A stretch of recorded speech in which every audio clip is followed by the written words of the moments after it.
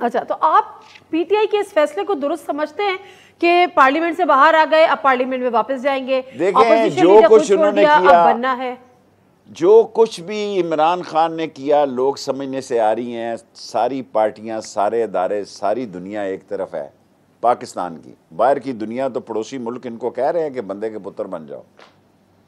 यानी ये जो मुज़ाकरात हैं, इसमें भी हमारे दोस्त ममालिक का हाथ है। उन्होंने इनको समझाया है कि देखें, ईरान और सऊदी अरब में एक हो गया, यूएई और ईरान एक हो गए हैं, लबनान और शाम और टर्की और आप किधर खड़े हैं जी? गंगू तेली से ऐसे ही लहदा मुंह उठाया हुआ 90 के जाविये पे, मुंह लटके हुए। आप इनके चेहरे देखें। सर जी, ये इतना बड़ा ड्रामा है, टोपी ड्रामा है जो 1 साल से ये खेल रहे हैं कि जिसके साथ कोई भी नहीं है। और जो हैं, आप ये कह रहे हैं कि जो मुज़ाकरात है वो हमारे दोस्त ममालिक के ईमा पर या उनके कहने पर, उनके दबाव पर हो रहे हैं?